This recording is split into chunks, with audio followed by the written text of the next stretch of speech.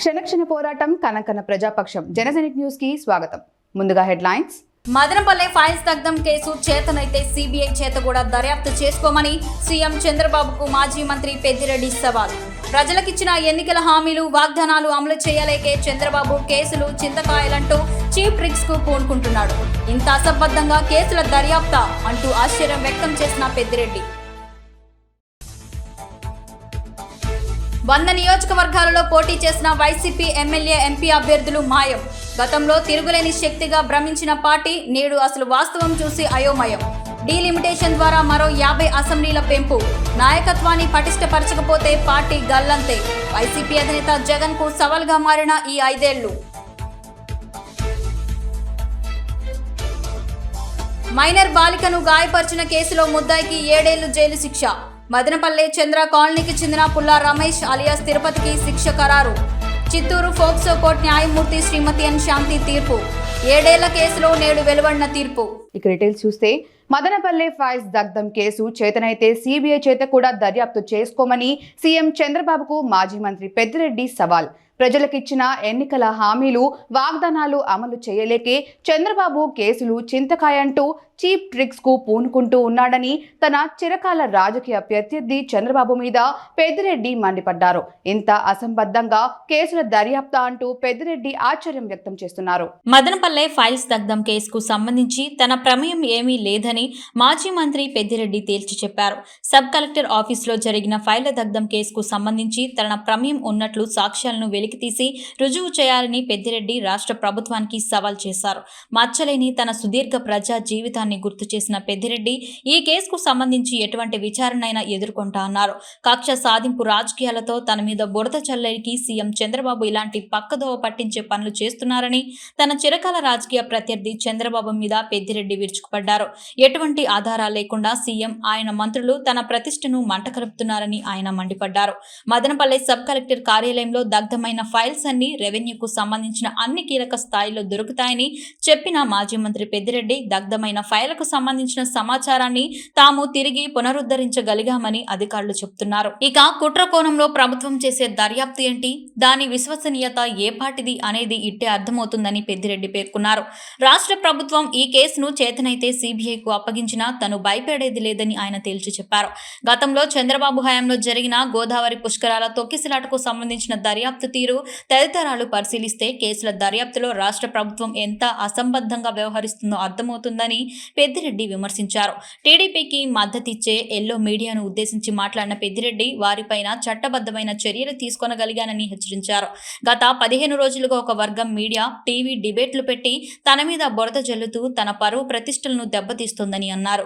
వారి మీద క్రిమినల్ కేసులు పెడతానని పెద్దిరెడ్డి హెచ్చరించారు. చంద్రబాబు 2019లో గద్దె దిగేటప్పుడు బోల్డర్ని అప్పులు చేసి కేవలం 100 అంటే 100 కోట్ల రూపాయలు ఖజానాలో వదిలి వెళ్లారని అన్నారు. తాము అధికారంలోంచి నిష్క్రమించే సమయంలో 10,000 కోట్ల రూపాయలు రాష్ట్ర ప్రభుత్వ ఖజానాలో పెట్టామని చెబుతూ ఎన్నికల వాగ్దానాలు హామీలు అమలు చేయలేక చేతులు ఎత్తేస్తున్న చంద్రబాబు వేరే దారి లేక ఇలా కేసులు చింతకాయ అంటూ జనాలను పక్కదోవ పట్టించే పనులను నెత్తిన పెట్టుకుంటున్నారని పెద్దిరెడ్డి ఘాటుగా సీఎం చంద్రబాబు మీద అక్షింతలు వేశారు. మా పేరుతో ఉన్న భూములు ఇతర ఆస్తులన్నీ కూడా ఎన్నికల అఫిడవిట్లో పేర్కొన్నాం.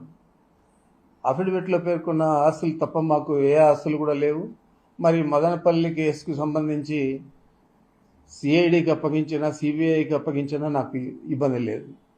ఆ కేసుకు నాకు ఎటువంటి సంబంధం లేదు. కానీ వైసీపీ నాయకులపై కేసులు వేసి వారిని వేధించే ప్రయత్నం చేసేదే కాకుండా వారి ద్వారా నా పేరు చెప్పించే దానికి ప్రత్యేకంగా ఈ కుట్ర చేస్తూ ఉన్నారనేది ఈ రాష్ట్ర ప్రజలందరికీ కూడా తెలుసని చెప్పి కూడా మీకు మనవి చేస్తూ ఉన్నారు.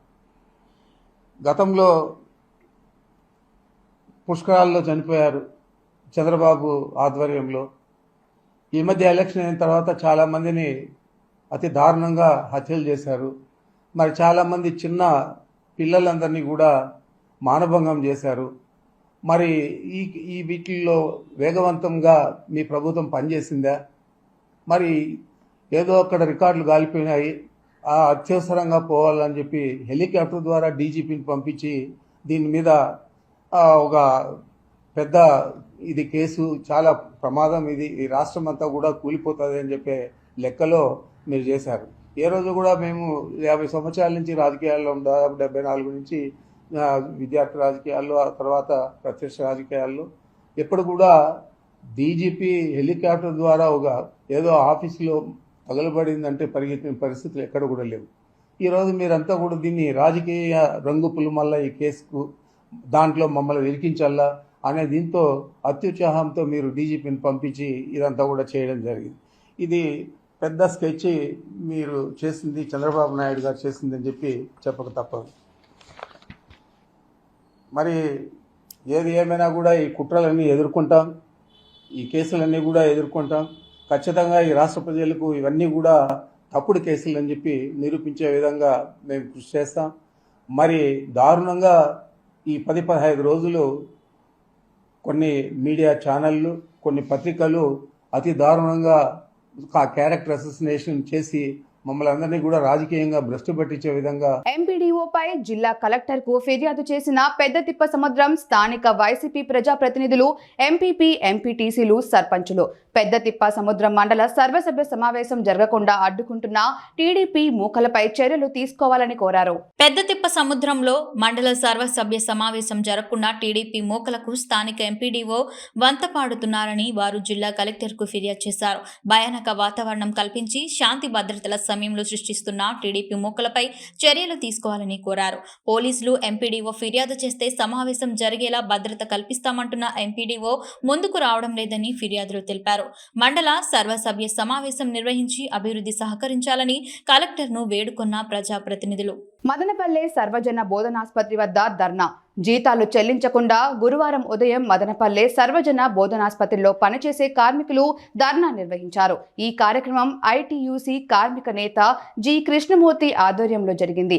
ఆసుపత్రిలో పనిచేస్తున్న 32 మంది కాంట్రాక్టు పారిశుద్ధ్య కార్మికులు ఈ ధర్నాలో పాల్గొన్నారు. కృష్ణమూర్తి మాట్లాడుతూ ఆసుపత్రిలో పనిచేస్తున్న కాంట్రాక్టు కార్మికులకు 6 నెలలుగా జీతాలు ఇవ్వలేదన్నారు. కాంట్రాక్టర్పై చర్యలు తీసుకొని జీతాలు వెంటనే ఇవ్వాలని డిమాండ్ చేశారు.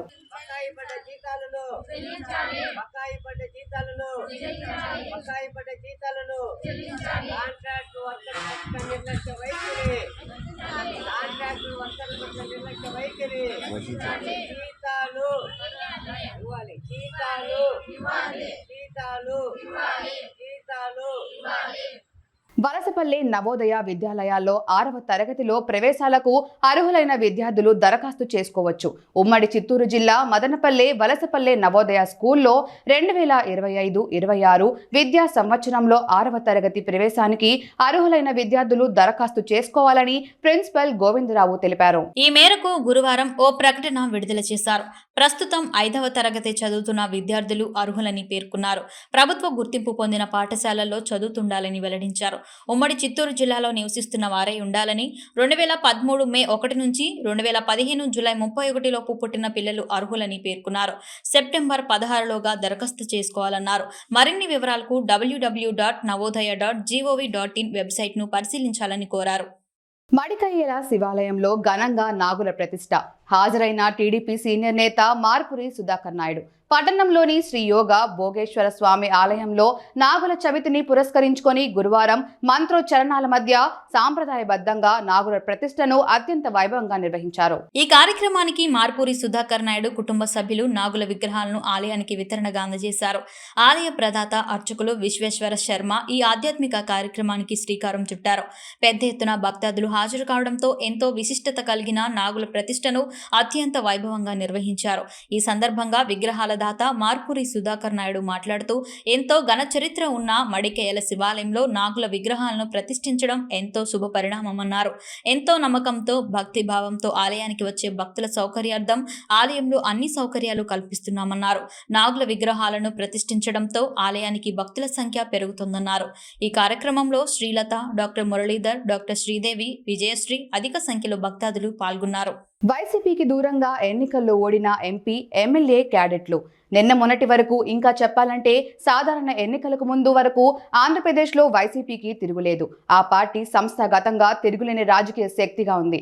మేడిపండు చూడు మేలుమయుండు అన్న చందంగా వైసీపీ వాపు చూపించుకొని అదంతా తన బలుపుగా చెప్పుకుంది. ఎన్నికలకు ముందు ఆ పార్టీ నేతలు తాము ఎంతో బలంగా ఉన్నామంటూ ప్రచారం చేసుకున్నారు. ఒక్క ఓటమి దెబ్బతో వైసీపీ కుదేలైంది. ఆంధ్రప్రదేశ్లో ఉన్న 175 అసెంబ్లీ నియోజకవర్గాలు, 25 పార్లమెంట్ స్థానాలలో ఆ పార్టీకి కేవలం 15 స్థానాలు మాత్రమే దక్కాయి. 11 అసెంబ్లీ, 4 లోక్సభ సీట్లలో మాత్రమే వైసీపీ విజయం సాధించింది. ఎన్నికల ఫలితాలు వచ్చిన 2 నెలలు కూడా పూర్తి కాకుండానే దాదాపు 100 నియోజకవర్గాలలో పోటీ చేసిన అభ్యర్థులు రాజకీయాలలో యాక్టివ్గా ఉండేందుకు ఎంతమాత్రం ఇష్టపడడం లేదు. 1 కాదు 2 కాదు, ఏకంగా 100కు పైగా నియోజకవర్గాలలో మొన్న ఎన్నికల్లో పోటీ చేసి ఓడిపోయిన వైసీపీ అభ్యర్థులు రాజకీయాలకు శాశ్వతంగా దూరంగా ఉండటమో లేదా వైసీపీ నుంచి బయటకు వచ్చేయనున్నారు. ఈ లెక్కన చూస్తే ఏడాదిలోనే వైసీపీ అభ్యర్థులు 50% పైగా నియోజకవర్గాలకు దూరం కానున్నారు.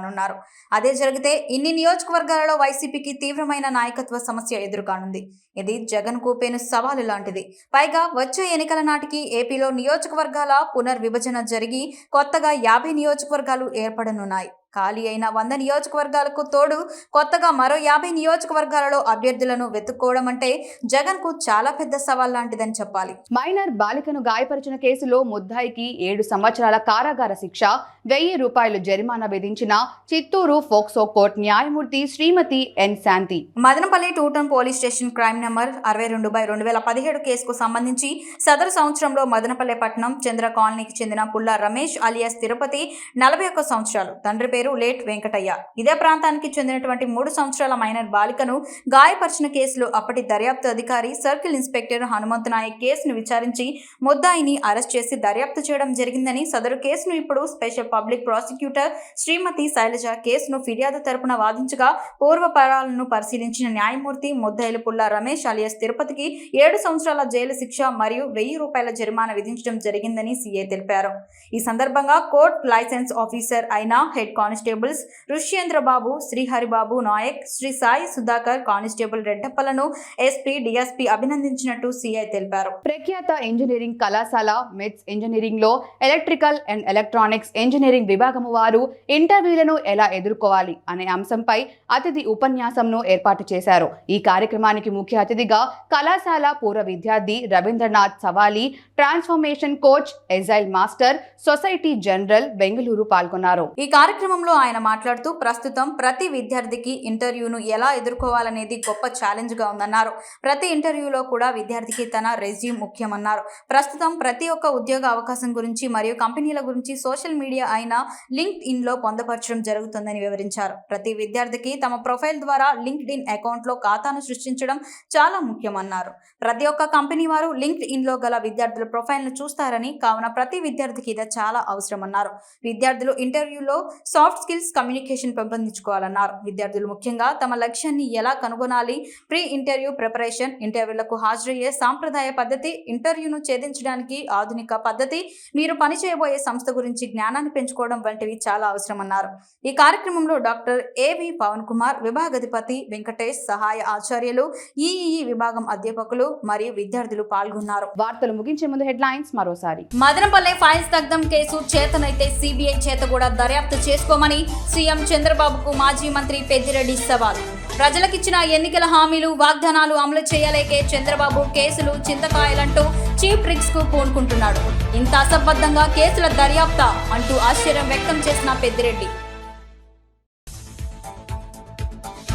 100 నియోజకవర్గాలలో పోటీ చేసిన వైసీపీ ఎమ్మెల్యే, ఎంపీ అభ్యర్థులు మాయం.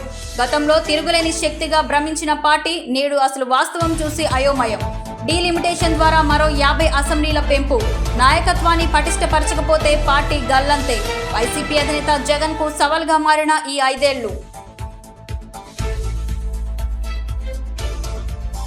మైనర్ బాలికను గాయపరిచిన కేసులో ముద్దాయికి 7 ఏళ్లు జైలు శిక్ష.